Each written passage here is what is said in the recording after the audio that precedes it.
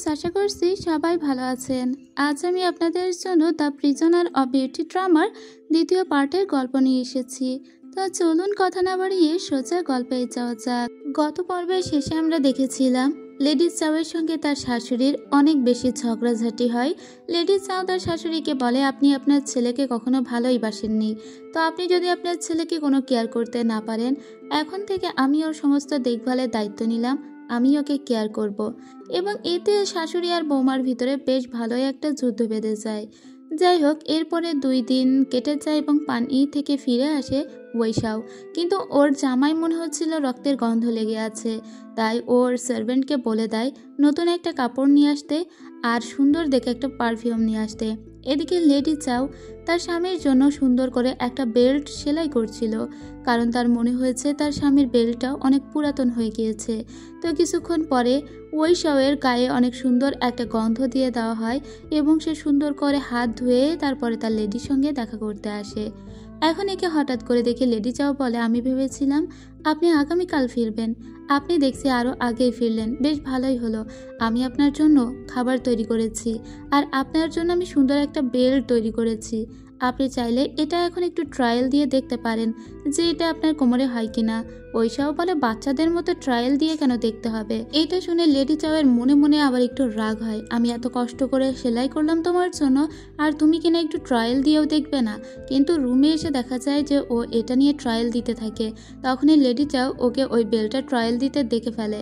Lady চাও তার স্বামীর এই কাজকর্ম দেখে মনে মনে হাসতে লাগে, কিন্তু উপর উপর আর কিছু বলে না।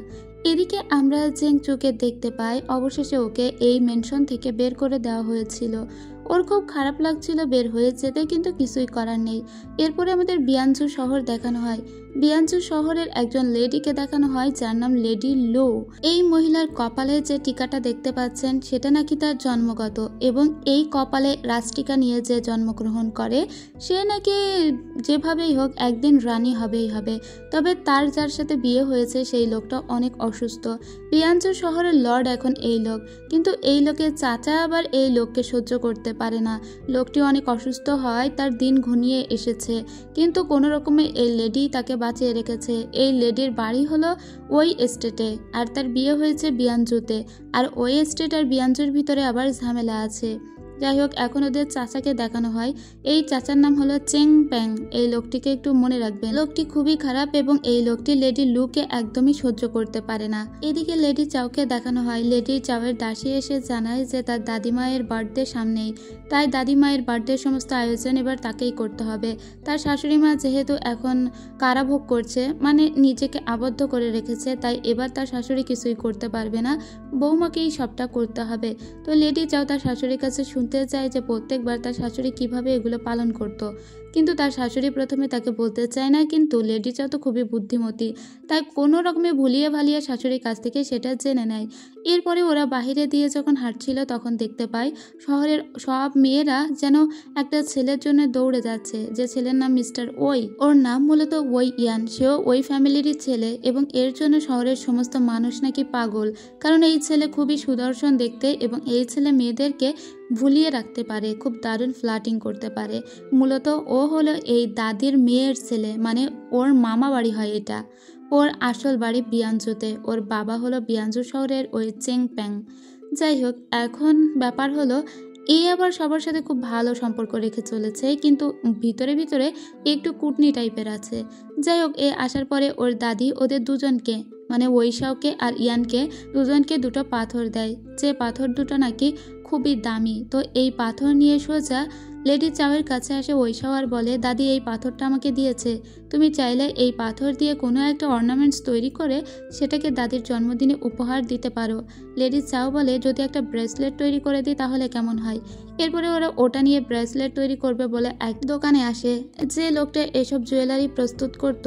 এই পাথরটি অনেক মূল্যবান। লোকটি বলে, এটা তো অনেক দারুণ একটি পাথর, কিন্তু পাথরটি ওই লোকের হাত থেকে পড়ে একটু স্ক্র্যাচ হয়ে গিয়েছিল। তখনই এখানে আমরা আসতে দেখি ইয়ানকে। বলে, পাথরটি দেখে তো খুবই মূল্যবান মনে হচ্ছে, এই পাথর দিয়ে খুব সুন্দর ব্রেসলেট তৈরি করা যাবে, কিন্তু পাথরটি তো স্ক্র্যাচ পড়ে গিয়েছে। আমি বরং একটা সুন্দর করে ডিজাইন এঁকে দিই।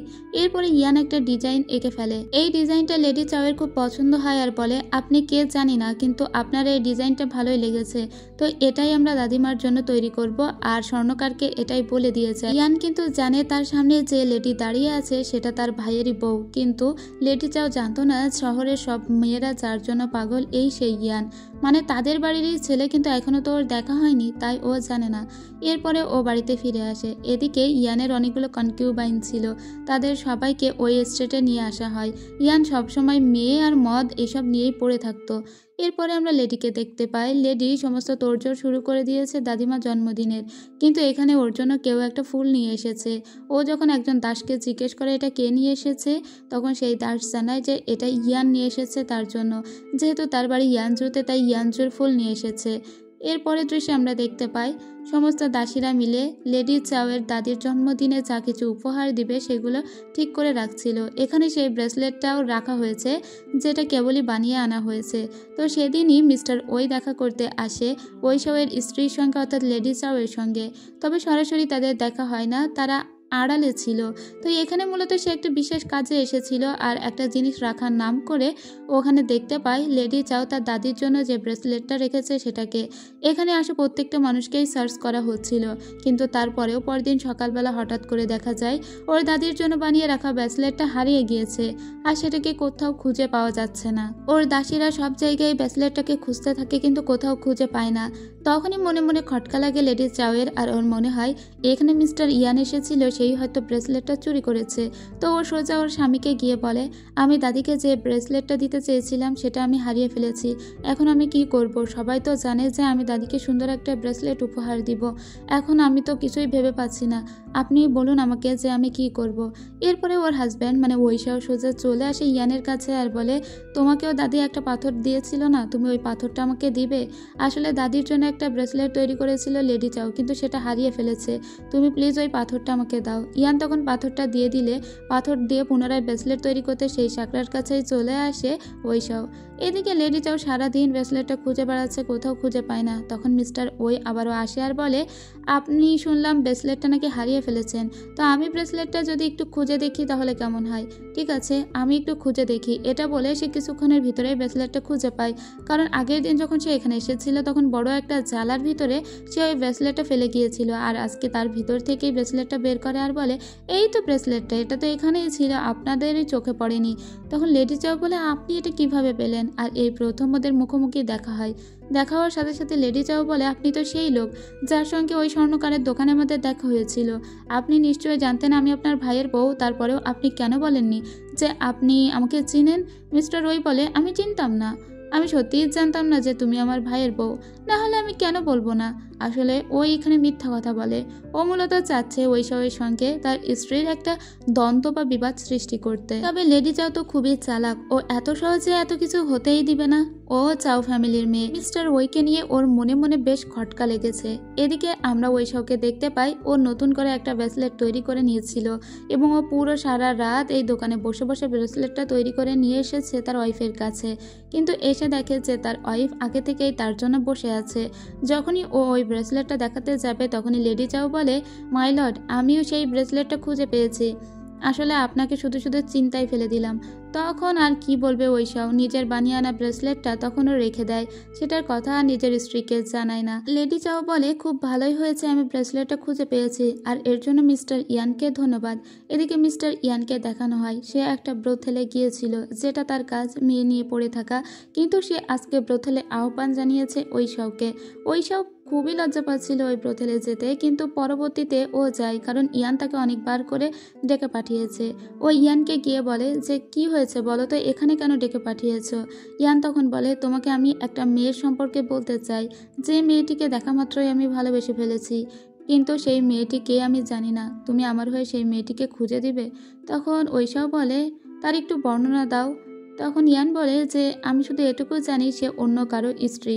এটা শুনে ঐশাও বলে কি অন্য কারো স্ত্রী? তারপরে ওর কাছে একটা পোর্ট্রেটও দেওয়া হয়। ঐশাও বলে ঠিক আছে, এই মেয়েটিকে আমি খুঁজে বের করব আর তাকে বলে দিব যেন সে তোমার থেকে দূরত্ব মেনটেন করে চলে। ঐশাও চলে যাওয়ার আগে ওর কোমর থেকে ওরই একটা টোকেন খুলে নেয় ইয়ান এবং একটা দাসীকে এই টোকেনটা দিয়ে বলে এটা এক্ষুনি ওই মেনশনে নিয়ে যাও এবং নিজের পরিচয় দিয়ে বলবে তুমি এই ব্রথেল থেকে গিয়েছো, আর অবশ্যই এই টোকেনটা লেডি চাওয়ের হাতে দিবে। মূলত ও ওদের ভিতরে ভুল বোঝাতে চাচ্ছিল। এদিকে ঐশাও সেই পোর্ট্রেটটা নিয়ে এসে তার জেনারেলদের বলে এই পোর্ট্রেটে যে মেয়েটির ছবি আছে তাকে খুঁজে বের করো আর তাকে বলো যেন আমার ভাই থেকে দূরে থাকে। এদিকে আমরা সেই টোকেনটি দেখতে পাই যেটা লেডি চাওয়ের কাছে দিয়ে যাওয়া হয়েছিল। অন্যদিকে জেনারেলগুলো খুঁজতে শুরু করেছে সেই পোর্ট্রেট দেখে যে এই পোর্ট্রেটে যে মেয়েটা সেটা আসলে কোন মেয়ে হতে পারে। অন্যদিকে সাউতাওকে দেখতে পায় ঐশাওয়ের কিছু জামা বাহিরে ফেলানো এবং যেগুলো থেকে একটা ব্রোথেল টাইপের গন্ধ বেরোচ্ছে। এটা শুনে সাউতাও বেশ একটু সন্দেহ করে ঐশাওকে। এদিকে আমরা দেখতে পাই পোর্ট্রেটে সেই মেয়েটার ছবি। এই মেয়েটার ছবি দেখে লিয়াং সাউতাওকে জিজ্ঞেস করে এই মেয়েটা তুমি নাকি? সাউতাও বলে বোকা নাকি, এটা তো আমাদের ম্যাডাম, এই ছবি কে এঁকেছে? তখনই লিয়াং এসে বাকি জেনারেলদের বলে আরে এটা তো আমাদের লেডি চাও। এরপরে ওই ছবিটা আবারও ঐশাওয়ের কাছে দিয়ে দেওয়া হয়। ঐশাও এবার তার লেডির সঙ্গে কথা বলতে আসে, এসেই বলে তোমাকে আমি একটা পোর্ট্রেট দেখাতে চাই, তোমার মিস্টার ইয়ানের সঙ্গে দেখা হয়েছিল আগে, এটা বলে পোর্ট্রেটটা নিচে রাখে। কিন্তু উল্টো দিক থেকে আবার ঝাপাঝাপি শুরু করে দিয়েছে লেডি চাও। সে বলে আপনার এই টোকেনটা কোথায় পড়েছিল? এই টোকেনটা একটা ব্রোথেল থেকে পাঠানো হয়েছে, আপনি ওই সব জায়গাতে যান তা তো জানতাম না। এবং সে অনেক রাগারাগি করে তার হাজব্যান্ডের উপর। দুই পক্ষের ভিতরে রাগারাগি হচ্ছে, একদিকে তার ভাই পছন্দ করছে তার বউকে, অন্যদিকে বউ জোরাজোরি করছে যে সে ব্রোথেলে কেন গিয়েছে। ঐশাও বলে ইয়ানি আমাকে যেতে বলেছিল, সে আমাকে একটা পোর্ট্রেট দেখাবে বলে, সেখানেই হয়তো পড়ে গিয়েছে। তখন ওর স্ত্রী বলে আচ্ছা ঠিক আছে, তাহলে এটা আমারও দোষ নয় যে আপনার ভাই কোথা থেকে আমাকে প্রথম দেখেছে আর কেনই বা আমার প্রেমে পড়েছে। যাই হোক, এরপরে ওটাকে ওই পোর্ট্রেটটাকে ফেলে দেয় আর ওদের দুজনের ভিতরে দ্বন্দ্ব ওরা ঘুচিয়ে নেয়। এরপরে ঐশাও লেডি চাওকে নিয়ে সোজা ইয়ানের সঙ্গে দেখা করাতে নিয়ে আসে অফিসিয়ালি। ইয়ান তখন বলে ও আচ্ছা এটা তোমার স্ত্রী, আমি তো জানতাম না। এরপরে ও আলাদা করে ঐশাওয়ের সঙ্গে কথা বলে আর বলে তুমি একটা চাও ফ্যামিলির মেয়েকে কেন বিয়ে করেছো? তুমি জানো না চাও ফ্যামিলিকে আমরা কতটা ঘৃণা করি? ওই মেয়েকে আমাদের এই সংসারে এই ম্যানশনে কোনো ভালো কিছু বয়ে আনতে পারবে? তখন ঐশাও ওকে বলে ও আসলে খুব ভালো এবং ও খুবই বুদ্ধিমতী আর ও কখনো আমাদের খারাপ চাইবে না। তার থেকে বড় কথা, যে মেয়েটিকে তুমি পছন্দ করেছো সেটা আর কেউই নয়, সেটা আমারই স্ত্রী। তাই এখন থেকে তুমি ওর থেকে একটু দূরে থাকবে, এটা আমি বলে গেলাম। এটা বলে এখান থেকে ঐশাও চলে যায় এবং ওখানে চুপচাপ ইয়ান বসে থাকে। এদিকে আমরা সেই পানির খালটিকে দেখতে পাই যে খালটি ওপেন হয়ে গিয়েছিল এবং সেটি পানিতে ভরে গিয়েছে। কিন্তু এই খালের পানি যদি বর্ধিত করা না হয় তাহলে এই খালটি করে আসলে কোনো লাভ হবে না। তাই এই খালটির পানি বর্ধিত করার জন্য রংজুন অবধি খালটিকে কেটে নিয়ে যাওয়ার কথা বলে লেডি চাও এবং তার স্বামী এই কথা শুনে বলে আবার রংজুন অবধি এই খালটাকে নিয়ে যাব? তুমি আসলে কি চাও বলো তো? তুমি চাও আমার সমস্ত সৈন্যরা কেবল খাল খননেই বিজি থাকুক, তাহলে তোমাদের রাজ্য কখনো আমরা অ্যাটাক করতে পারবো না, কারণ সৈন্যরা তো খাল খননে বিজি। আসলে এজন্যই তুমি বলছো খালটাকে আরো বর্ধিত করতে। লেডি চাও বলে এখন আমরা একটা পরিবার হয়ে গিয়েছি, আমরা যেহেতু একটা পরিবার তাই আপনি আমার পরিবারকে কখনোই আঘাত করবেন না, সেটা আমি জানি। নাকি সত্যি সত্যি আঘাত করবেন? তার মানে এই বিয়েটা কি শো আপ ছিল না? তাছাড়া আমি তো ভালো কথাই বললাম, রংজুন অবধি যদি খালটাকে বর্ধিত করা হয় তাহলে ওই স্টেটেরই লাভ হবে আর এখানে ভালো শস্যও উৎপাদিত হবে। এরপরে ও রংজুন সম্পর্কে একটু পড়ার জন্য স্টাডি রুমে যায়, লেডি চাও। যখন ও একটা রংজুন সম্পর্কিত বই নিয়ে বাহিরে বের হয় ঠিক তখনই ওর দেখা হয়ে যায় ইয়ানের সঙ্গে। ইয়ান ওর হাত থেকে বইটা কেড়ে নিয়ে বলে এই বই কেন তুমি পড়ছো? তোমাকে পলিটিক্সের ব্যাপারে কে জড়াতে বলেছে? কিন্তু লেডি চাও তো থেমে যাওয়ার মেয়ে নয়, ও বইটা কেড়ে নিয়ে এখান থেকে চলে যায় আর বলে স্টাডি রুমে আসার পারমিশন আমার স্বামী আমাকে দিয়েছে, তাই আমি যে কোনো বই পড়তে পারি। এরপরে ও ওর ফ্যামিলির কাছেও মাঝে মাঝে লেটার লিখতো।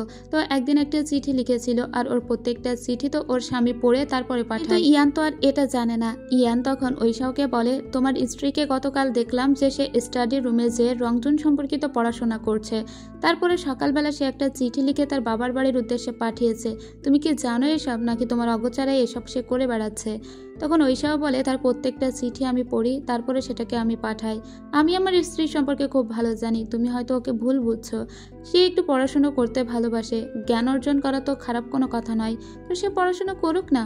তাছাড়া আমার স্ত্রীকে নিয়ে তোমাকে ভাবতে হবে না, আমি তার ব্যাপারে যথেষ্ট সচেতন। তবে ইয়ান বলে আমি চাও ফ্যামিলির সবাইকেই অবিশ্বাস করি এবং তাদেরকে প্রচণ্ড ঘৃণা করি।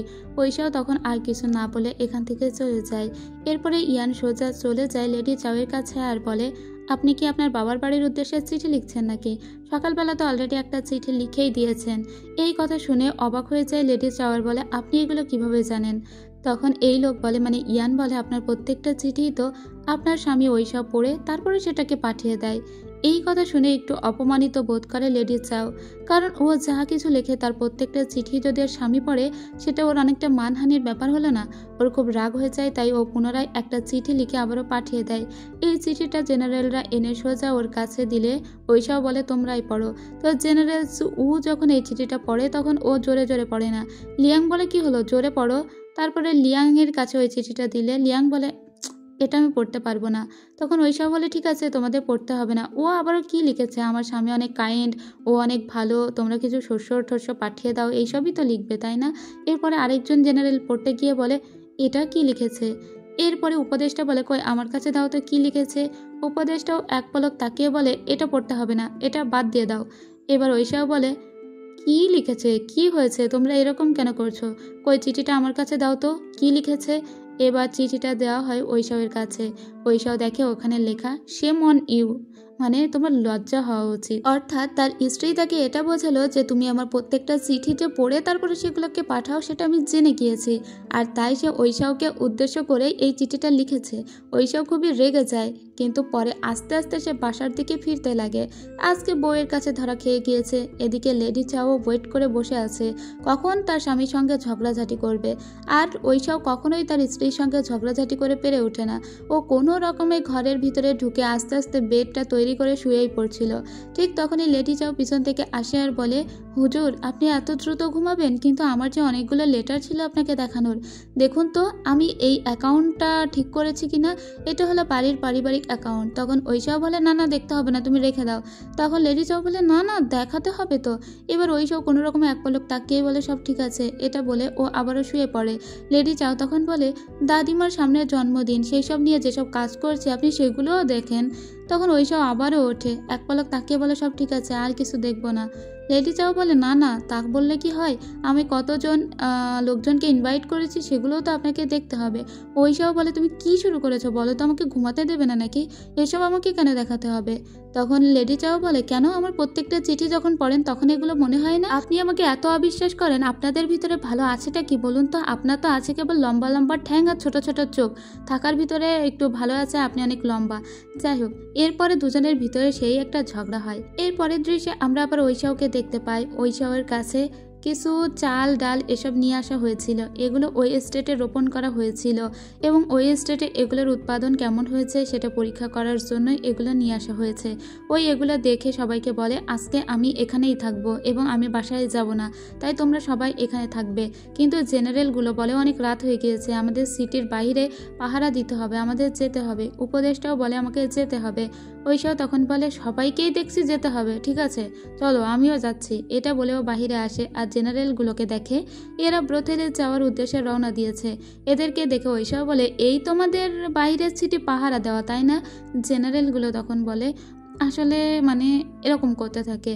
এরপরে ও সোজা চলে আসে ইয়ানের কাছে। ও ইয়ানকে বলে আজকের রাতটা তোমার এখানে থাকতে দিবে? ইয়ান বলে শুধু আজকের রাতটাই, আর একটা দিনও কিন্তু থাকতে দিব না। ওই রাত ও এখানেই কাটিয়ে দেয়। এদিকে ইয়ানের সঙ্গে একজন গুপ্তচর দেখা করতে আসে, যে লোকটা বিয়ানজু থেকে এসেছে।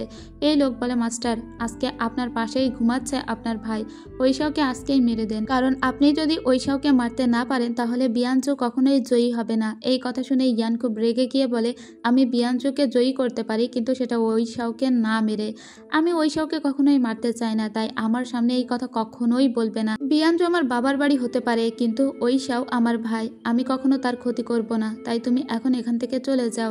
ওই লোক তখন রেগে গিয়ে বলে কিন্তু বিয়ানজুকে জয়ী করতে গিয়ে ওকে মারতে হবে, আপনি না মারলে আমি মারি। কিন্তু ওকে সাবধান করে দিয়ে এখান থেকে চলে যায় ইয়ান। এর পরের দৃশ্যে আমাদের ইয়ানজু শহর দেখানো হয়। এখানকার লোকজন সবাই চিন্তা করছিল যে ওরা কিছু শস্য সম্পদ ওই স্টেটে পাঠাবে কিনা, কারণ ওদেরকে চিঠি লিখে পাঠিয়েছিল তাদের মেয়ে লেডি চাও।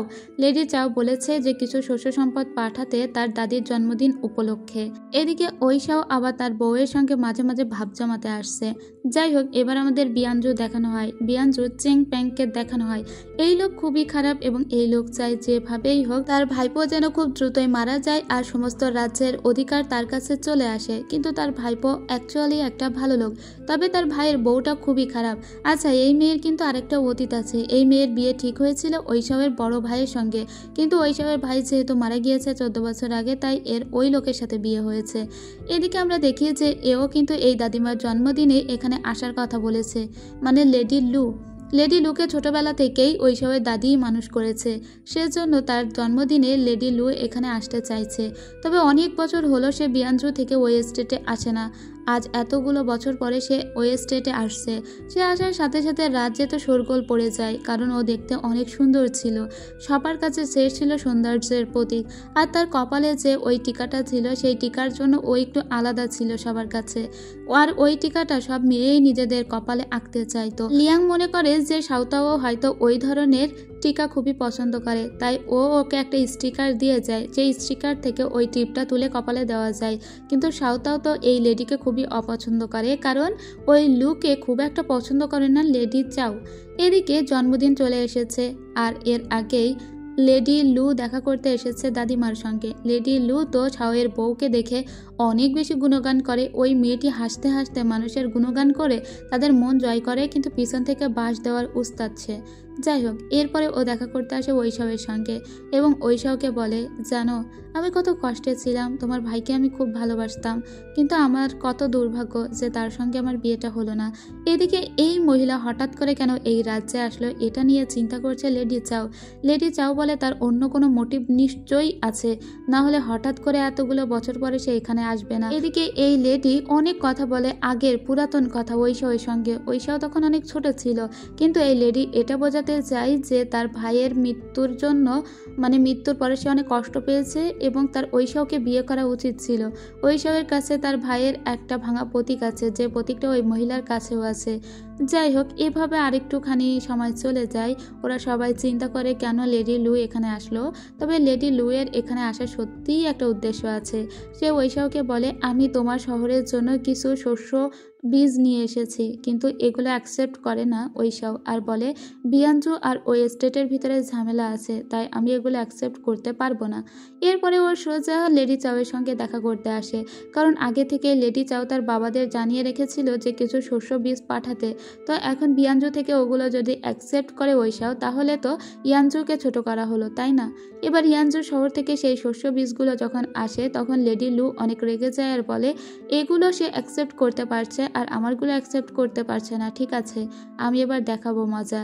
হলে তো আমি তার ভাইয়ের বউই হতাম, আর এখন আমি এত পর হয়ে গেলাম। যেভাবেই হোক লেডি চাও এবং ঐশাওয়ের ভিতরে একটা ঝামেলা সৃষ্টি করতেই হবে। আর যে শস্যগুলো এখানে এসেছিল, সেই শস্য রাখার দায়িত্ব পড়েছিল আবার এই ছেলের কাছে, মানে ইয়ানের কাছে। এদিকে আমরা দেখতে পাই লেডি লুয়ের সঙ্গে যে ছেলেটা এসেছিল, সেই ছেলে একটা গ্রামে আসে এবং এখানে এসে ও জেংচুকে খুঁজে বের করে। জেংচুকে দেখে ও কথায় কথায় জেংচুর সঙ্গে ফ্লার্টিং করে আর বলে, ওই মেনশনে কোন পথ দিয়ে যেতে হয় আপনি কাইন্ডলি আমাকে বলবেন। এবার জেংচু বলে, তুমি ওই মেনশনে যাবে? ওখানে সবাই কেমন আছে? তুমি কে? আবল তাবল অনেক কিছুই বলে। এই ছেলে তখন বলে, তুমি দেখতে অনেক সুন্দর, তুমি ওই মেনশনকে চেনো, তাহলে তুমিই কেন আমাদের নিয়ে যাচ্ছ না? তখন জেংচু বলে, এদেরকে নিয়ে যাওয়ার অজুহাতে যদি একবার ওই মেনশনে যেতে পারি। যাই হোক, এরপরে একজন মহিলা, মানে একজন দাসী এসে ঐশাওয়ের মাকে জানায়, জেংচু আপনার জন্য বাইরের উঠানে ওয়েট করছে। তাই ওর মা তাড়াহুড়ো করে যাচ্ছিল। এটা আবার লেডি চাও দেখে ফেলে, আর লেডি চাও মনে মনে বলে, আমার শাশুড়ি এত তাড়াহুড়ো করে কোথায় যাচ্ছে? লেডি চাওকে তখন একজন সার্ভেন্ট এসে জানায়, আপনার শাশুড়ি মা অত তাড়াহুড়ো করে জেংচুর সঙ্গে দেখা করতে যাচ্ছে। বাহিরের উঠানে দেখলাম যে জেংচু এসেছে। এবার লেডি চাও বুঝতে পারে। যাই হোক, ও ভাবে যে ওর শাশুড়ি জেংচুকে অনেক বেশি মিস করছে, তাই হয়তো দেখা করতে আসছে। এদিকে জেংচু অনেক কাঁদতে থাকে, ওর শাশুড়িরও খারাপ লাগে। তখন ওর শাশুড়ি বলে, তোমাকে যদি এখানে ফিরিয়ে নিয়ে আসতেই হয়, তাহলে লেডি চাওকে তাড়াতে হবে। তারপরে ওরা একটা প্ল্যান করে আর কি। এদিকে আমাদের ইয়ানকে দেখানো হয় ইয়ানের তত্ত্বাবধানেই কিন্তু সমস্ত শস্য সামগ্রী ছিল এবং কোনো কিছুই খারাপ হওয়ার কথা না, কিন্তু সেদিন রাত্রেই হঠাৎ করে আগুন জ্বালিয়ে ওইগুলোকে নষ্ট করে ফেলা হয়, মানে ওই শস্যগুলোকে। আর এটা করেছে এই লেডি লু। আর এই লেডি লু জেংচুর সঙ্গে হাত মিলিয়েই কাজ করেছে।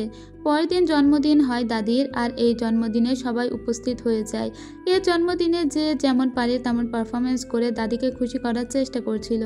এর কিছুক্ষণ পরে আমরা দেখতে পাই ইয়ানজু থেকে যে শস্য সামগ্রীগুলো এসেছে সেগুলোকে দাদির হাতে দিতে বলা হয়। দাদি সেগুলো চেক করে বলে, বা বেশ ভালো, এগুলোকে লাগিয়ে দাও। আর তারপরে দেখা যাক যে ওই স্টেটে এগুলোর ফলন কেমন হয়।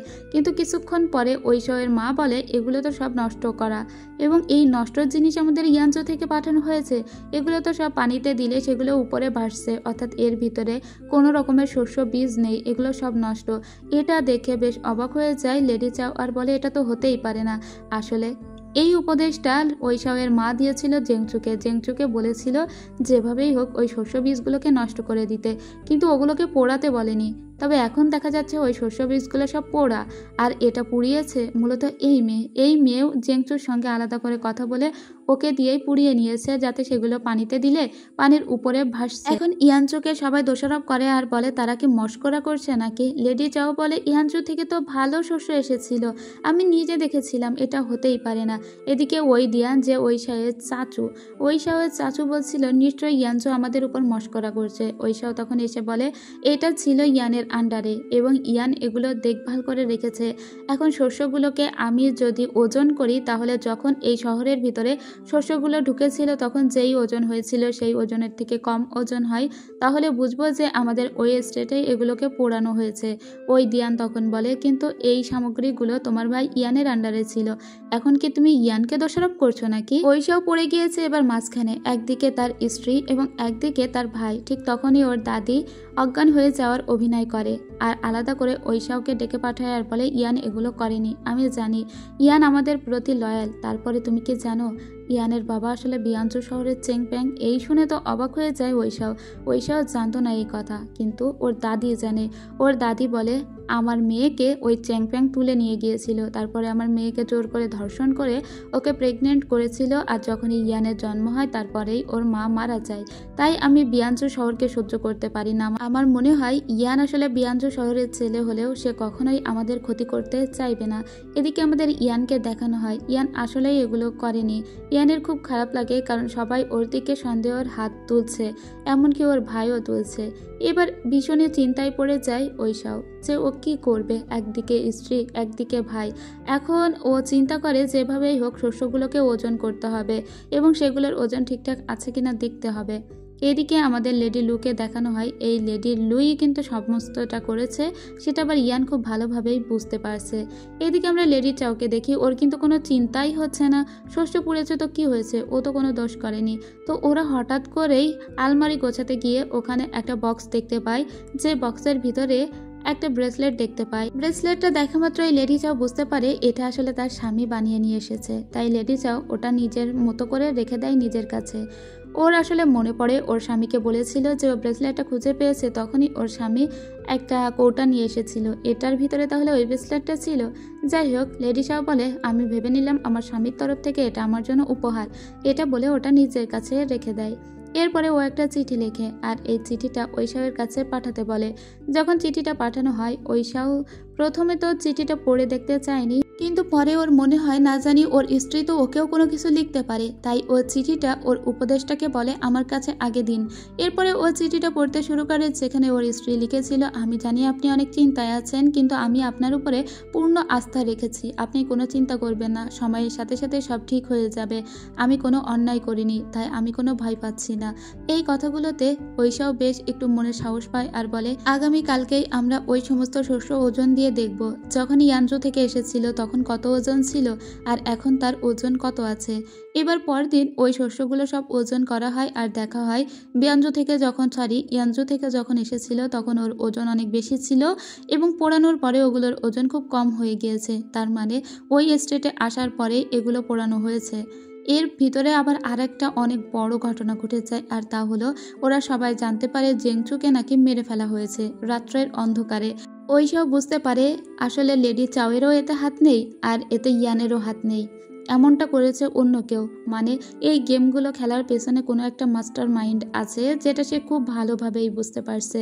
আর সেজন্য সে এই শহর থেকে সমস্ত লোকজনদের বের হওয়া নিষেধ করে দেয়। মানে শহরে জন্মদিন উপলক্ষে যে বা যারা এসেছিল তারা কেউই বের হতে পারবে না। এদিকে আমাদের দেখানো হয় ঐশবের মায়ের দাসীকে, যে দাসী এসে ঐশবের মাকে জানায় গতকাল জেংচুকে মেরে ফেলা হয়েছে এবং জেংচুকে কেউ খুন করেছে। এতে ওর মা অনেক জোরে জোরে কাঁদতে লাগে এবং ওর মা সমস্ত ভুল বুঝতে পারে আর সোজা ঐশবের কাছে এসে বলে সমস্ত ভুল আমারই। আমি জেংচুকে বলেছিলাম যে সমস্ত খাদ্যশস্যগুলো নষ্ট করতে, তবে আমি ওগুলো পোড়াতে বলিনি। আমি জানি না কে পুড়িয়েছে, আমার মনে হয় না জেংচু এগুলো পুড়িয়েছে, কিন্তু মেয়েটার জীবন চলে গেল, তাই আমি আমার ভুল স্বীকার করছি। তুমি আমাকে শাস্তি দাও অথবা আমাকে ক্ষমা করে দাও। ঐশব তখন ওর মাকে ক্ষমা করে দেয়। এরপরে ওর মা সোজা তার শাশুড়ি মায়ের কাছে আসে আর বলে আমি অনেক ভুল করেছি মা, কিন্তু ওগুলো আমি পোড়াতে বলিনি। ওর শাশুড়ি বলে আমি জানি তুমি ওগুলো পোড়াতে বলনি কারণ তোমার মাথায় অত বুদ্ধি নেই, তবে এর পিছনে কেউ আছে, সেটা আমাদের খুঁজে বের করতে হবে। এদিকে আমরা লেডি লুকে দেখতে পাই। লেডি লু সেদিন বিদায় নিয়ে চলে যাচ্ছিল বিয়ানজুতে। সে ঐশবকে বলে আমার স্বামী অনেক অসুস্থ, তাই আমাকে চলে যেতেই হচ্ছে। আর ওর হাতের সেই যে ভাঙা এক টুকরো জেট পেন্ডেন্ট ছিল সেটা দেখায়। মূলত ওই এর দ্বারা ঐশবকে এটা বোঝাতে চায় যে ঐশব তোমার প্রতি আমার ফিলিংস আছে, কিন্তু ঐশব তো স্পষ্টভাবে জানিয়ে দেয় যে ওর প্রতি তার কোনো ফিলিংস নেই। সে ওকে কেবল ভাইয়ের না হওয়া বধূ হিসেবেই দেখে। যাই হোক, এই মহিলা এখন ফিরে যখন যাচ্ছিল বিয়ানজুতে, তখন ওর প্রতিমধ্যে দেখা হয়ে যায় ইয়ানের সঙ্গে। ইয়ান ওকে বলে দেয় আমি তোমার মুখ আর কখনোই দেখতে চাই না, বিয়ানজুতে ফিরে গেলে আর কখনো ওই স্টেটে ফিরে এসো না, এবং আমি চাইবো আমাদের আর কখনো না দেখা হোক, কারণ এই মহিলাই যে সব করেছে ইয়ান তা খুব ভালোভাবে জানে। এরপরে ইয়ানের খুব মন খারাপ হয়, তাই ইয়ান একটা ব্রোথেলে গিয়ে শুয়ে থাকে। ওর মান ভাঙাতে যখন ওর কাছে যায় ওর ভাই ঐশাও, তখন ঐশাওকেই ফিরিয়ে দেয়। ঐশাও তাই বাড়িতে এসেও মন খারাপ করে বসেছিল আর বলছিল যে ইয়ান কোনো অন্যায় করেনি, ইয়ান আমাকে ভুল বুঝছে যে আমি ওকে কেন দোষারোপ করেছি। তখন নিজের স্বামীকে আশ্বস্ত করে লেডি চাও বলে এই ব্যাপারটা আপনি আমার উপরে ছেড়ে দিন, আমি দেখব, চলুন এখন আমরা রংজুন নিয়ে একটু আলোচনা করি। এরপরে ওরা খুব কাছাকাছি বসে রংজুন নিয়ে আলোচনা করেছিল, কিন্তু যখন ঐশাও কথা বলে তখন লেডি চাও ঐশাওয়ের দিকে এক দৃষ্টিতে তাকিয়ে থাকে, যেন মনে হচ্ছিল এই লোকটাকে ও কত ভালোবাসে। আস্তে আস্তে যখন ও সরে যাচ্ছিল ঐশাও তখন ওকে কাছে টেনে বলে আমি দেখতে পাচ্ছি না তো। এরপরে আবারও আমাদের সেই ব্রোথেলটা দেখানো হয়। সেই ব্রোথেলে এবার ওই ছেলেটির সঙ্গে কথা বলতে এসেছে লেডি চাও, ওকে বুঝিয়ে বাজিয়ে বাড়িতে নিয়ে যাওয়ার জন্য, কারণ ওই ঘটনার পর থেকে ও আর বাড়িতে যাচ্ছে না। ইয়ানকে ও বলে শোনো দাদিমা তোমার জন্য কত অসুস্থ হয়ে পড়েছে জানো, তোমার ভাই ঐশাও তোমার জন্য কত চিন্তা করছে, ওরা সবাই তোমাকে অনেক ভালোবাসে। আমি জানি না তোমার বাড়ি কোথায়, কিন্তু তুমি এখানে বড় হয়েছো, তুমি এখানকার ছেলে, তাই সবাই তোমাকে নিয়ে চিন্তা করে। তখন এই ছেলে ইয়ান ওকে জিজ্ঞেস করে আচ্ছা তুমি তো ইয়ানচু শহরের মেয়ে এবং তোমার বিয়ে হয়েছে ওই এস্টেটে, এখন তোমার কাছে কোনটা বেশি প্রিয়? তখন লেডি চাও বলে দুটোই আমার কাছে প্রিয়, একটা আমার জন্মস্থান আর একটা আমার শ্বশুর বাড়ি, সো দুটোকেই আমি সমানভাবেই রাখবো। আমি চাইবো দুটো রাজ্যের ভিতরে যেন সুন্দরভাবে সম্প্রীতি শান্তি সমৃদ্ধি বজায় থাকে, এবং আমি অবশ্যই চাইবো যে এরা কখনো যুদ্ধ বিগ্রহে লিপ্ত না হোক। একটা শহর আমার জন্মভূমি, সেই শহরকে ছেড়ে এসেছি মানে এই নয় আমি আমার শিকড়কে ভুলে যাব। আসলে ইয়ান মনে মনে অনেক দ্বিধাদ্বন্দ্বে ছিল যে ও এই স্টেটেই থেকে যাবে নাকি বিয়ানজুতে ফিরে যাবে। এরপরে ওর দাদিমায়ের সঙ্গে দেখা করতে আসে। ওর দাদিমা বলে অবশেষে তুমি ফিরে এসেছো, আজকে তোমাকে আমি কিছু গল্প শোনাবো, তুমি বসো। এরপরে বলে তুমি আমার মেয়ের একমাত্র ছেলে, আমার মেয়ে দেখতে খুবই সুন্দরী ছিল, কিন্তু একবার বিয়ানজু থেকে চেংপেং এসে আমার মেয়েকে কিডন্যাপ করে নিয়ে যায়। আমার মেয়েকে সে রক্ষিতা করে রেখেছিল এবং তাকে ধর্ষণ করে। একসময় আমার মেয়ে পালিয়ে আমার কাছে চলে আসে আর তারপরেই জন্ম হয় তোমার, কিন্তু তোমাকে জন্ম দেওয়ার পরেই আমার মেয়ে মারা যায়। তোমার বাবা চেংপেংয়ের সঙ্গে আমার মেয়ের কোনো ভালোবাসার সম্পর্ক ছিল না, সে কেবলই আমার মেয়ের উপর অত্যাচার করেছিল। এখন বিয়ানজু হয়তো তোমার পিতৃভূমি হতে পারে, কিন্তু তুমি কি চাও সত্যি বিয়ানজুতে ফিরে যেতে নাকি ওই রাষ্ট্রেই থেকে যেতে? এখন তুমি যদি বিয়ানজুতে ফিরে যেতে চাও তাহলে তুমি আমাকে 3 বার কুর্নিশ করবে আর বলে যাবে দাদিমা আমাকে মানুষ করার সমস্ত ঋণ আমি শোধ করে গেলাম, আর তারপরে তুমি বিয়ানজুতে ফিরে যেতে পারো, আমি তোমাকে আটকাবো না আর তোমার উপর কোনো অধিকারও ফালাবো না। এরপরে ইয়ান উঠে দাঁড়ায় এবং তার দাদিকে 3 বার কুর্নিশ করে। এটা দেখে তার দাদিও অনেক ভয় পেয়ে যায়, সরি এটা তো দাদি নয় নানি, অনেক বেশি ভয় পেয়ে যায়। যে সত্যি সত্যি ও বিয়ানজুতে ফিরে যাবে কিনা, কিন্তু ইয়ান উঠে বলে, আপনি আমাকে মানুষ করেছেন, তার জন্য আমি কৃতজ্ঞ এবং আমি সারা জীবনের জন্য ওই স্টেটেই থেকে যাব, কারণ আমি জানতাম না আমার বাবা আমার মাকে এত কষ্ট দিয়েছে, সেজন্য ওই লোকটি আজকে থেকে আমার শত্রু। ইয়ান যে এখানে থেকে যাওয়ার সিদ্ধান্ত নিয়েছে এর পিছনে পুরো ক্রেডিট কিন্তু লেডি চাওয়ের, যেটা এসে তার স্বামী ঐশাও জানায়। এদিকে আমাদের বিয়ানজু শহরে সেই লর্ডকে দেখানো হয় যে লর্ড তার চাচাকে কিছু একটা বলতে বলতেই মরে যায়। এতে তো তার চাচা খুবই খুশি হয় যে এতগুলো বছর পরে তার ভাইপো মরে গেল এবং সে এখন সমস্ত এরিয়ার লর্ড হতে পারবে। এরপরে আমরা ইয়ানকে দেখতে পাই। ইয়ানের কাছে বিয়ানজু শহরের সেই লোকটি এসেছিল। ও এই লোকটিকে বলে দেয়, তুমি বিয়ানজুতে ফিরে যাও আর গিয়ে চেংপিংকে জানিয়ে দাও চেংপিংয়ের সঙ্গে কোনোদিন যুদ্ধক্ষেত্রে আমার দেখা হলে তাকে আমি শত্রুর নজরেই দেখব এবং দরকার পড়লে তাকে মেরে ফেলবো। এদিকে চেংপিং তার সৈন্যদের জানিয়ে দিয়েছে যে জায়গায় পারো লেডি লুকে দেখলেই তাকে ধরে নিয়ে আসবে, কারো কপালে যদি ওরকম টিকা দেখো তাকেই ধরে নিয়ে আসবে। এরপরে আমাদের আবারও ইয়ানকে দেখানো হয়। ইয়ানকে প্রথমে আমরা খুবই খারাপ মনে করেছিলাম, কিন্তু ইয়ান ভিতর থেকে অতটাও খারাপ নয় এবং সে একজন ভালো ছেলে। এদিকে বিশেষ কাজের জন্য রংজুন অবধি যেতে হবে এখন ঐশাও সেখানে যাওয়ার জন্যই প্রিপারেশন নিচ্ছিল। এদিকে আমাদের লেডি লুকে দেখানো হয়। লেডি লু প্রতিমধ্যে জানতে পারে যে তার স্বামী নাকি মারা গিয়েছে। এতেও অবাক হয়ে যায় আর বলে, কি আমার স্বামী মারা গিয়েছে? এবং তার ভাই তাকে এটাও জানায় যে এখন চেং পেং নির্দেশনা দিয়ে দিয়েছে যেখানেই তোমাকে পাবে যেন তোমাকে ধরে, তোমার কপালের ওই টিকার জন্যই নাকি তোমাকে চিনতে পারবে আর তোমাকে ধরবে। তখন লেডি লু বলে, ঠিক আছে তাহলে টিকাটা আমি রাখবই না। আসলে লেডি লু জন্মগতভাবে এই টিকাটা পায়নি, সে নিজেই এটা বানিয়ে নিয়েছিল ইমপ্রেস হওয়ার জন্য। এদিকে আবার আমাদের দেখানো হয় দাদিমায়ের সঙ্গে কথা বলতে এসেছিল ঐশাও আর বলে যে আমি বিশেষ কাজের জন্য রংজুনে যাচ্ছি, ততদিন আমি সমস্ত দায়িত্ব ইয়ানের হাতে দিয়ে যেতে চাই। ইয়ান কোনো দায়িত্ব নিতে চাচ্ছিল না, কিন্তু ওর ভাই জোর জবরদস্তি করায় ইয়ান বলে, ঠিক আছে তুমি যতদিন এখানে থাকবে না ততদিন আমি দেখভাল করব। এদিকে যেহেতু বেশ কিছুদিনের জন্য রংজুনে চলে যাবে তার স্বামী, তাই লেডি চাও বলে আমিও আপনার সাথে যেতে চাই। ঐশা ওকে বলে, তুমি কি জন্য যাবে? আমি তো কাজে যাচ্ছি, ওখানে কি আমি খেলাধুলা করতে যাচ্ছি নাকি? ওর স্ত্রী বলে, আমি আপনার দেখাশোনা করব, আপনার কেয়ার করব, তাই যেতে চাই। যাই হোক, বউয়ের কথা আর ফেলতে পারে না স্বামী। পরদিন সকালে ওরা অনেকক্ষণ ধরে ওয়েট করে যে লেডি চাও কখন আসবে। লিয়াং বলে যে আমাদের তো চলে যাওয়ার সময় হয়েছে জেনারেল, কিন্তু এখনও কেন লেডি আসছে না? তখন জেনারেলকে ঐশাও বলে, মেয়ে লোকের একটু সাজতে গুজতে দেরিই লাগে, থাক যখন আসে আসুক, আর একটুখানি ওয়েট করে যায়। কিছুক্ষণ পরেই লেডি চাও আসে। লেডি চাওকে দেখে ও তো অবাক হয়ে তাকিয়ে থাকে, আর শাওতাওকে দেখে অবাক হয়ে তাকিয়ে থাকে লিয়াং। এবার যেহেতু সময় হয়ে গিয়েছে ওরা যাত্রা শুরু করার আগে আবারও ইয়ানকে বলে যায়, তুমি ভালো করে এই রাষ্ট্রে দেখে রাখো। এরপরে ওরা সবাই রওনা দিয়ে দেয়। রওনা দিয়ে মাঝপথে ওরা একটা জায়গায় বিরতি নেয়, যেখানে ওরা খাবার খেতে বিরতি নিয়েছিল। তো এখানে ঐশাও বসে অনেক বড় একটা রুটি চাবাচ্ছিল। তখনই ওর পাশে একটা পাথরে গিয়ে বসার চেষ্টা করে ওর স্ত্রী। লেডি চাওকে তুলে দিয়ে ওর নিজের গায়ের আউটার রোপটি ওই পাথরের উপর দিয়ে বলে, এবার বসো। আসলে মনে মনে বেচারা কিন্তু স্ত্রীর প্রেমে পড়েই গিয়েছে। এরপরে লেডি চাও বলে, তুমি কি রুটি খাচ্ছ? আমিও একটু খাই। এটা বলে ও রুটিটি চাবাতে গিয়ে দেখে এটা খুবই শক্ত। ওর স্বামী ওকে বলেছিল এটা তোমার খাবার নয়, কিন্তু তারপরেও ওর স্বামীর অংশে ভাগিদার হওয়ার জন্য এটাকে অনেক চিবাতে লাগে আর নিজেই বুঝতে পারে যে কোন ভুলটা করলো। কিন্তু ঐশাও এতটাই বোকা, ঐশাও বলে, তোমার খুব পছন্দ হয়েছে রুটিটা, ঠিক আছে তুমি এটাও নিয়ে নাও। এটা বলে নিজের অংশের আরেকটা বড় রুটি ওর স্ত্রীকে দিয়ে দেয়। লেডি চাও বলে, এরকম গাধা স্বামী আমি আর জীবনেও দেখিনি। এরপরে ওরা দুজনে মিলে গল্প করতে লাগে। ঐশাও তখন ওকে বলতে লাগে যে ওরা কি কাজের জন্য রংজুন যাচ্ছে এবং কি বা করবে। যদিও এগুলো সব লেডি চাও জানতো যে ক্যানেলটাকে বর্ধিত করার জন্যই ওরা রংজুনে যাচ্ছে। তবে ঐশাও যখন ওকে এই কথাগুলো শোনাচ্ছিল তখন লেডি চাও ওর দিকে হা করে তাকিয়ে থাকে, যেন নতুন করে ও বারবার ওর স্বামীর প্রেমে পড়ছে।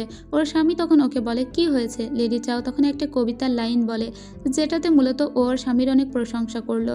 কিন্তু লেডি চাওয়ের কপালে হাত দিয়ে তখন ঐশাও বলে, তোমার কি জ্বর হয়েছে নাকি? কই না তো, তাহলে তুমি এরকম উল্টোপাল্টা কেন বকছো?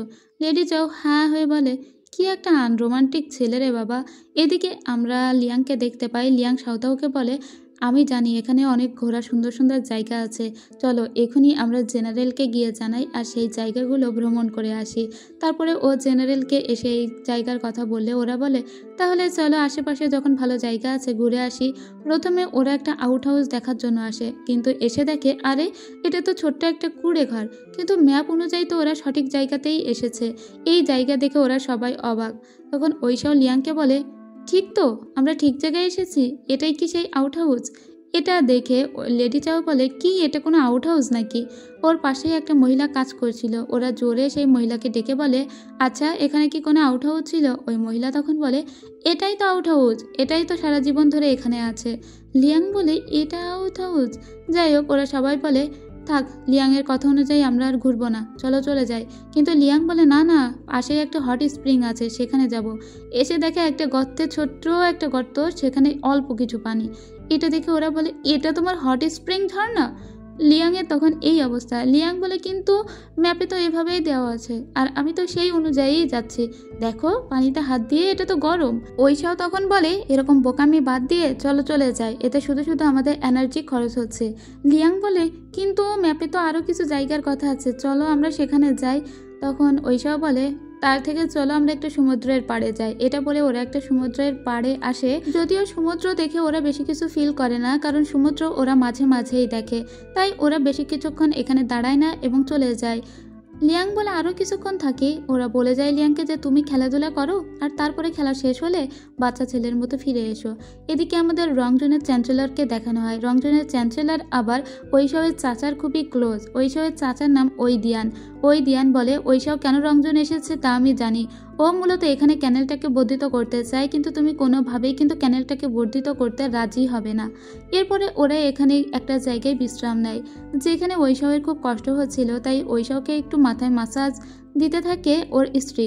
মাসাজ দিতে দিতে এত দারুণ মাসাজ সে দিয়ে দেয় যে ওর স্বামী ওভাবে বসা অবস্থাতেই ঘুমিয়ে পড়ে এবং এক সময় তার গায়ের উপর হেলে পড়ে আর ওরা দুজনে ওখানেই ঘুমিয়ে পড়ে। পরদিন সকালবেলা যখন ঐশবের ঘুম ভাঙে তখন ও দেখে যে ওর স্ত্রীর গায়ের উপরেই ঘুমিয়েছিল। এরপরে নিজের আউটার রোবটি স্ত্রীর গায়ে দিয়ে ও বাহিরে বের হয়ে আসে। পরদিন ওদের আবারও যাত্রা শুরু হয়ে যাবে এবং তখনও লিয়াং বলছিল আমরা কি আর কোথাও ঘুরবো না? ঠিক এই মুহূর্তেই দেখা যায় ওদের উপর অতর্কিত হামলা হতে শুরু হয়ে গিয়েছে। ঐশাও তখন বলে যেভাবেই হোক লেডি চাওকে তোমরা রক্ষা করো। এরপরে বেশ ফাইট শুরু হয়ে যায়। এখানে কিন্তু কিছুক্ষণ পরেই দেখা যায় ওখানে থাকা ঘোড়াটা আঘাত পেয়ে পাগলা ঘোড়ার মতো দৌড়াতে শুরু করে দিয়েছে ক্যারেজটা নিয়ে, আর ওই ক্যারেজের ভিতরেই ছিল লেডি চাও। আর এটা দেখা মাত্র ঐশাও ওর ঘোড়া নিয়ে সোজা ওই ক্যারেজটাকে আটকানোর জন্য চলে আসে। আর লেডি চাওকে বলে তুমি ভয় পেও না, তুমি ঝাঁপ দাও, আমি তোমাকে ক্যাচ করে ফেলবো। কিন্তু চলন্ত ওই ক্যারেজ থেকে কিভাবে লেডি চাও ঝাঁপ দিবে, ও খুবই ভয় পাচ্ছিল। ঐশাও বলে আমি বললাম না তুমি একটু ভয় পেও না, আমি তোমাকে ধরবো, তুমি ঝাঁপ দাও। কিন্তু ঘোড়াটা এমনই এলোমেলোভাবে ছুটছিল যে ওটাকে থামানো যাচ্ছিল না কোনো মতে। ঐশাও তখন ঘোড়ার দড়ি কেটে দিলে ঘোড়া আলাদা হয়ে যায় আর ক্যারেজটা আলাদা হয়ে যায়। ও ক্যারেজটাকে তখন আটকে ধরে রাখার চেষ্টা করে, কিন্তু এত বড় ক্যারেজ তখন আটকে রাখতে পারছিল না, কারণ এটা একটা ঢালু জমি ছিল এবং পিছনে ছিল খাদ। এবার যখন এই ক্যারেজটা একদম খাদে পড়েই যাবে, ঐশাও তখন লেডি চাওকে বলে তুমি এবার ঝাঁপ দাও, আমি তোমাকে সত্যিই ধরে ফেলবো। এবার ও ঝাঁপ দেয় আর ঐশাও ওকে ধরে ফেলে আর ক্যারেজটা তখন খাদে গিয়ে পড়ে। ঐশাও ওকে জড়িয়ে ধরে একদম। এবার ওর স্ত্রীর তো আর কিছু হলো না। ঐশাও ওকে বলে আমি তোমাকে বলেছিলাম না আমি ধরে ফেলবো, দেখলে তো, তুমি আমাকে এটুকু বিশ্বাস করো না, সত্যি সত্যিই তোমাকে ধরে ফেললাম। কিন্তু কিছুক্ষণ পরেই ঐশাওয়ের মাথা খুবই ঘুরতে লাগে আর ও অজ্ঞান হয়ে যায়। পরে জানা যায় এখানে তীর ধনুকের সঙ্গে ফাইট করতে গিয়ে একটা তীর ওর হাতে লেগেছিল আর সেই তীরে বিষ মেশানো ছিল। তবে লেডি চাও যেহেতু খুবই বুদ্ধিমতী, ও বুঝতে পারে এই সৈন্যগুলো কে পাঠিয়েছে, মানে এই গুন্ডাগুলো, এটা আসলে ওই দিয়ানই পাঠিয়েছে। ঐশাও তখনও অজ্ঞান ছিল। ও ক্যারেজের ভিতরে করে নিয়ে ঐশাওকে একটা সেফ প্লেসে নিয়ে আসে এবং এরপরে ও নিজে দেখা করতে যায় চ্যান্সেলরের সঙ্গে। রংজনের যে চ্যান্সেলর তাকে বলে যে তারা এখানে খাল খনন বর্ধিত করতে চায়, কিন্তু রংজনের চ্যান্সেলর রাজি হয় না আর ঐশাওয়ের স্ত্রীকে ফিরিয়ে দেয়। লেডি চাও বলে যেভাবেই হোক ওই লোককে রাজি করাতেই হবে, আমি জানি না কিভাবে করাবো কিন্তু আমি করাবোই। এরপরে ও দৌড়ে বাড়িতে ফিরে আসে, কারণ ও জানতে পারে ওর স্বামীর নাকি জ্ঞান ফিরে এসেছে। এসেই ও ঐশাওকে জড়িয়ে ধরে আর বলে যে রংজনের চ্যান্সেলর রাজি হচ্ছে না খাল খননের জন্য, কিন্তু আপনি চিন্তা করবেন না, আমি যেভাবেই হোক ওই লোককে রাজি করাবো। এরপরে সে পরদিন গো গেম খেলার জন্য চ্যান্সেলরকে ডেকে পাঠায়। চ্যান্সেলরকে বলে আমি শুনেছি আপনি নাকি দারুণ গো গেম খেলতে পারেন, সেজন্য আপনাকে ডেকে পাঠিয়েছি। এরপরে চ্যান্সেলর নিজের জুতা দুটো খুলে উপরে ওঠে আর লেডির সঙ্গে গো গেম খেলতে শুরু করে দেয় এবং ওরা সকাল থেকে বিকাল পর্যন্ত গো গেম খেলে। এরপরে লেডি চাও বলে, ঠিক আছে, আমি আপনার কাছে হার স্বীকার করছি, আপনি এখন আসতে পারেন। এরপরে চ্যান্সেলর যখন জুতা পরে নিচে নামবে তখন দেখে ওর একটা জুতা এখানে আছে আর একটা পানিতে গিয়ে পড়েছে। তখন ওখানকার দাসী বলে, নিশ্চয় অনেক জোরে বাতাস হয়েছে তাই জুতাটা পানিতে গিয়ে পড়েছে, আমি আপনার জন্য এক জোড়া নতুন জুতা আনছি, আপনি সেই জোড়া পরেই যান, পরে আপনাকে আমরা আপনার জুতা দুটো খুঁজে তারপরে পাঠিয়ে দিব। এরপরে সেদিনের রাত্রের দৃশ্য দেখানো হয়। ওই দিয়ানের সঙ্গে চ্যান্সেলর দেখা করতে গিয়ে বলে যে আমাকে আজকে লেডি চাও ডেকে পাঠিয়েছিল, তবে শুধু সে গো গেম খেললো আর কোনো কথাই বলল না। কিন্তু ওই দিয়ান এখন চ্যান্সেলরকে সন্দেহ করতে শুরু করে দেয়। ওই দিয়ান বলে, কেবলই গো গেম খেলতে তোমাকে ডেকেছে? এরপরে ওই দিয়ান ওর একজন সৈন্যকে বলে, তুমি এর উপর নজর রাখো, এর বাড়িতে কখন কি হচ্ছে সেটাও নজর রাখবে। তো ওই লোক তখন নজর রাখতে শুরু করে আর দেখে ওইসবের একজন জেনারেল, যার নাম জেনারেল উ, সে দেখা করতে এসেছে চ্যান্সেলরের বাড়িতে, তবে সে অনেক বেশি সোনাদানা নিয়ে এসেছে। ওই লোক সাথে সাথে গিয়ে ওই দিয়ানকে এই কথাটা জানায় যে আমরা একজন জেনারেলকে দেখলাম যে জেনারেল চ্যান্সেলরের সঙ্গে দেখা করতে গিয়েছে। এদিকে জেনারেলকে দেখতে পাই সে কিন্তু ওইসব সোনাদানা এর কাছে নিয়ে আসেনি, মূলত একটা বক্সে তার হারানো সেই জুতাটা নিয়ে এসেছে আর বলছে, আপনার জুতাটা আমরা খুঁজে পেয়েছি, এই আপনার জুতা, এটা দিয়ে চলে যায়। কিন্তু এটা লেডি চাওয়ের একটা চাল ছিল, সে বাহিরে থেকে এটা দেখালো যে টাকা পয়সা সোনাদানা নিয়ে তারা ঘুষ দেবার জন্য যাচ্ছে চ্যান্সেলরের কাছে, কিন্তু ওটা তো কেবল দেখানোই ছিল, কারণ লেডি চাও জানতো চ্যান্সেলরের বাড়ির পাশে সবসময় পাহারা বসিয়ে রেখেছে ওই দিয়ান। আর এভাবেই লেডি চাও তার বুদ্ধি দিয়ে ঘর বাহির দুটোই একসঙ্গে সামলাচ্ছিল, একদিকে স্বামী অসুস্থ তাকে সামলাচ্ছে, অন্যদিকে রাজনীতি। পরদিন আবারও সে চ্যান্সেলরের সঙ্গে দেখা করতে যায় আর বলে, আমি শুনেছি আপনার নাকি বিয়ের উপযুক্ত একটা মেয়ে আছে, তো আমি দুজন জেনারেলকে নিয়ে এসেছি, আপনি দেখুন তো আপনার মেয়ের জন্য আমাদের এই দুই জেনারেলকে পছন্দ হয় কিনা। কিন্তু চ্যান্সেলর প্রথমে রাজি হয় না, তবে ওই দুই জেনারেল দুজনই কনভিন্স করতে লাগে চ্যান্সেলরকে। একজন ছিল লিয়াং আর অন্যজন ছিল ওই উ। ঠিক তখনই চ্যান্সেলরের মেয়েকে দেখানো হয়। চ্যান্সেলরের মেয়ে লুকিয়ে জেনারেলদের দেখতে গিয়ে হোঁচট খেয়ে পড়ে যায় আর সাথে সাথে ওই উ চলে যায় ওর মেয়েকে তুলতে। আর এই মেয়েটি আর ওই উ দুজনেই দুজনের দিকে তাকিয়ে থাকে, যেন দুজনেই দুজনকে দেখে ক্রাশ খেয়েছে। যাই হোক, এগুলো সবই অভিনয় ছিল, কারণ ওরা চায় চ্যান্সেলর যেন তার মেয়েকে বিয়ে দিতে রাজি হয়ে যায়। কিন্তু চ্যান্সেলর বলে দেয়, আমি আমার মেয়ের সাথে ওই দিয়ানের ছেলের বিয়ে দেবো বলে কথা দিয়েছি, আপনি প্লিজ চলে যান। তখন লেডি চাও বলে, ঠিক আছে, ব্যাপার না, বলে চলে আসে। চ্যান্সেলর সেদিন রাত্রেবেলা ক্যারেজে করে যাচ্ছিল, হঠাৎ করে চ্যান্সেলরের উপর দুইজন সৈন্য এসে আক্রমণ করে। তখন চ্যান্সেলর মনে করে এই দুইজন ওই দিয়ানই পাঠিয়েছে, মানে এই দুইজন লোক ওই দিয়ানের লোক, কিন্তু এরা মূলত ওই শাওয়ের জেনারেল ছিল, ওরা এখানে মূলত অভিনয় করতেই এসেছে। ওরা যখন একে ধরার নাটক করে ঠিক তখনই ওখানে লিয়াং চলে আসে আর ওই দুইজনের সঙ্গে ফাইট করে। আর এই লোক মানে চ্যান্সেলর ভাবে যে ওই দিয়ানই তাকে মেরে ফেলতে চেয়েছে। ওদিকে এরা সবাই কিন্তু একটু মজা নিল আর চ্যান্সেলরের মনটা ওই দিয়ানের থেকে একটু ঘুরিয়ে নিল। কিন্তু ওই দিয়ান নিজেও এই লোককে মারতেই চেয়েছিল, তাই ওই দিয়ানকে রাত্রেবেলা গিয়ে মেরে দেয় জেনারেল উ। আর মেরে দিয়ে বলে, এই লোকটি এত ঝামেলা করছে, এত কিছুর কি দরকার, একে মেরে দিলেই তো সব কিছু ঠিকঠাক হয়ে যায়, ব্যাস ভালো হয়েছে তুমি মরে গিয়েছো। এরপরে আমরা চ্যান্সেলরকে দেখি সে সোজা দেখা করতে আসে ওই শহরের সঙ্গে আর বলে, আমি আপনার খাল খননের ব্যাপারে রাজি, আপনার যতদূর ইচ্ছা আপনি রংজন অবধি খাল খনন করতে পারেন। ঠিক তখনই লিয়াং এসে জানায়, শুনলাম বিয়ানজো শহরের যে লর্ড সে মারা গিয়েছে এবং তারা নাকি কপালে রাস্টিকা আছে এমন কাউকে খুঁজছে, অর্থাৎ তারা লেডি লুকেই খুঁজছে। তো লেডি লু যখন পাস করে বিয়ানজোতে যাচ্ছিল তখন কিছু সৈন্য ওকেও চেক করে, কিন্তু দেখে যে ওর কপালে কোনো রাস্টিকা নেই, তাই ওকে আর ধরে না, ছেড়ে দেয়। কিন্তু এই মহিলা তখন আবারও ওর কপালের টিকাটা এঁকে নেয়। জানি না এর মনে মনে কি চলছে। এদিকে আমরা দেখতে পাই লেডি চাওকে। লেডি চাও তার স্বামীকে বলে, আমি যে আপনাকে হেল্প করলাম রংজন অবধি খাল খনন করতে, আপনি আমাকে কিছু দিবেন না? তো তখন লেডির জন্য কিছু কেনার জন্য মার্কেটে আসে ওইসাও। তখন ওর একজন জেনারেল বলে, মেয়েরা গহনা খুব পছন্দ করে, আপনি কিন্তু লেডিকে এই গহনা দিতে পারেন। কিন্তু ওইসাও বলে, না না, ও অন্যদের থেকে আলাদা, ও নিশ্চয়ই গহনা পছন্দ করবে না, বরং চলো অন্য কিছু দেখি। এরপরে লিয়াং বলে, তাহলে কবিতার বই গিফট করুন, ম্যাডাম তো পড়তে অনেক পছন্দ করে। তখন ওইসাও বলে, ওর মনে হয় এসব বই পড়া হয়ে গিয়েছে। না না, আমি বুঝতে পেরেছি, কি দিব। তোমাদেরকে আর বলতে হবে না। এরপরে ও সোজা বাড়িতে চলে আসে এবং একটা নোট লিখে ফেলে আর সেটা দেয় লেডি চাওয়ের কাছে। লেডি চাও দেখে যে এখানে লেখা আছে তার স্বামী তাকে উপহার স্বরূপ 500টি ঘোড়া দিয়েছে। ও বলে, ঘোড়া? এত ঘোড়া নিয়ে আমি কি করব? ওর স্বামী বলে, তুমি এত দারুণ একটা কাজ করেছো তাই তোমাকে আমি ঘোড়া দিলাম, তোমার নিশ্চয়ই ভালো লাগবে। এতে খুবই আশাহত হয়ে যায় লেডি চাওয়ার বলে, ওইরা একদম কোনো কিছুই বোঝে না, এরা খুবই আনরোম্যান্টিক। এরপরে ও ওর জামাতে খুব সুন্দর একটা জুঁই ফুলের গন্ধ মেখে ওর হাজব্যান্ডের জন্য স্যুপ তৈরি করে নিয়ে আসে। তবে এই গন্ধটা ঐশাওয়ের খুব ভালো লাগে, তাই ওর স্ত্রীকে বলে, তুমি তোমার গায়ে কেন মেখেছো? জুঁই ফুল দিয়ে আমার জন্য তুমি স্যুপ তৈরি করতে পারোনি? পর থেকে যখনই তৈরি করবে তখনই জুঁই ফুল দিবে তাতে। এতে আরও রেগে যায় লেডি চাও আর মনে মনে বলে, এই বেচারা এত আনরোম্যান্টিক কেন? এরপরে ও রাত্রেবেলা ওর স্বামীকে ছাদের উপরে আসতে বলে। ও বলে যে আমি তারা গণনা করতে পারি, সেটা দেখেই আপনাকে আমি বলে দিব ভবিষ্যতের দিনগুলো কেমন হবে। তখন ওর স্বামী ওর কাছে আসলে ও খুবই সুন্দর করে ঐশাওয়ের দিকে তাকায় এবং ও জামা কাপড়ও খুব কম পরেছিল, কিন্তু ঐশাও ওকে এত কম জামা কাপড় পরতে দেখে বলে, তোমার তো ঠান্ডা লেগে যাবে, তুমি তারা গণনা করবে কিন্তু এত কম জামা কাপড় কেন পরে এসেছো? এটা বলে বড় একটা রোপ ওকে চাপিয়ে দেয় আর সেটা ওকে এত বেশি শক্ত করে চাপিয়ে দিয়েছিল যে সেটাতে পুরো মনে হচ্ছিল বস্তার ভিতরে ঢুকে গিয়েছে লেডি চাও। লেডি চাও যতই রোমান্টিক হওয়ার চেষ্টা করুক না কেন, তার স্বামী এতটাই আনরোমান্টিক যে তার কোনো কিছুই পূর্ণতা পাচ্ছিল না। তার ইচ্ছা ছিল স্বামীর সাথে একটু তারা দেখবে, কিন্তু তার স্বামী বলে যে তুমি যেহেতু তারা গণনা করতে পারো এবং সেটা দেখে ভবিষ্যতের দিনগুলো কেমন হবে, তাই আমি একজন মেয়রকে এখানে আসতে বলেছি, কিছুক্ষণের ভিতরেই উনি এসে পড়বেন। তখন দেখা যায় একজন মেয়র এখানে এসেছে। তবে মেয়র এখানে এসে লেডি চাওকে দেখেই বুঝতে পারে লেডি চাও আসলে তার হাজব্যান্ডের সঙ্গে একান্তে একটু সময় কাটানোর জন্যই এরকম একটা প্ল্যান করেছিল। তাই এখনই এখান থেকে মেয়র চলে যেতে চাইলে ঐশাও বলে, তুমি কেন চলে যাবে? তুমিও নাকি তারা গণনা করতে পারো, তাহলে চলো তুমিও আমাকে তারা গণনা করা শেখাবে। তখন লেডি চাও ওই লোককে ইঙ্গিত দেয় এখান থেকে চলে যেতে।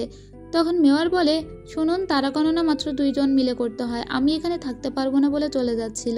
তখন ঐশাও বলে, ও 2 জন মিলে, ঠিক আছে, তাহলে লেডি এখান থেকে চলে যাক, আমি আর তুমি মিলেই তারা গণনা করব।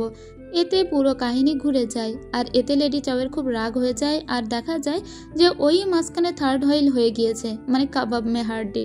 কি একটা অবস্থা ভাবা যায়। লেডি চাও যেটাই করছিল না কেন এই ঐশাও সপ্তাহতেই একেবারে জল ঢেলে দিচ্ছিল।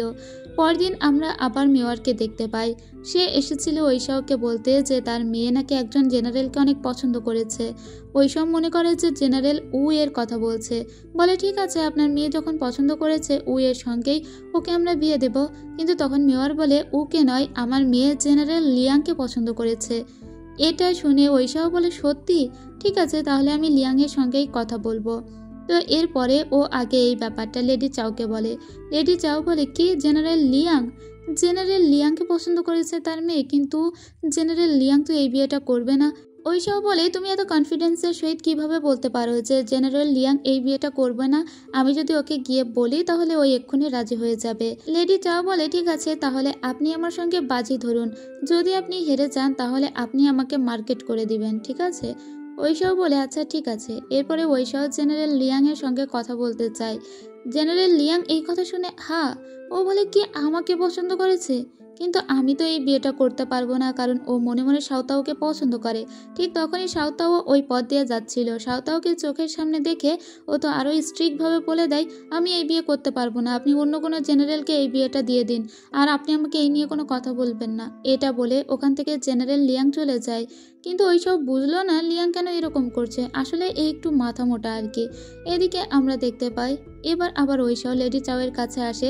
লেডি চাও বলে যে, দেখলেন তো, আপনি হেরে গেলেন। তখন ঐশাও বলে, কিন্তু তুমি কিভাবে জানতে যে ও রাজি হবে না? তখন লেডি চাও বলে, এমন অনেক কিছুই আপনার চারপাশে ঘটে যেগুলো আপনি বুঝতে পারেন না, কিন্তু আমরা সবাই খুব ভালোভাবেই সেগুলো বুঝতে পারি। সে যাই হোক, এখন কিন্তু আপনি আমাকে মার্কেট করে দিবেন। এদিকে আমরা সাওতাওকে দেখি ও কিচেনে এসে বসেছিল।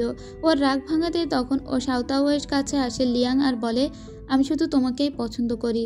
এরপরে ও ওর কাছে থাকা সবথেকে প্রিশিয়াস একটা সম্পত্তি বের করে, যেটা ওকে উপহার স্বরূপ দিয়েছিল ঐশাও। ও সেটা সাওতাওয়ের দিকে বাড়িয়ে দিয়ে বলে, আমার ভালোবাসার উপহার স্বরূপ এটা আমি তোমাকে দিলাম, এখন থেকে এটা তুমি তোমার কাছেই রাখবে। আর এর সাথে সাথে শেষ হয়ে যায় দ্বিতীয় পার্টের গল্প। তো এই পার্টের গল্প যদি একটুও আপনাদের মন ছুঁয়ে থাকে তবে অবশ্যই একটা লাইক কমেন্ট করবেন। আর আমার এই চ্যানেলে একেবারে নতুন হয়ে থাকলে চ্যানেলটাকে সাবস্ক্রাইব করে সাথে থাকবেন। দেখা হবে পরের পার্টগুলোতে, ততক্ষণ সবাই ভালো থাকবেন, টাটা।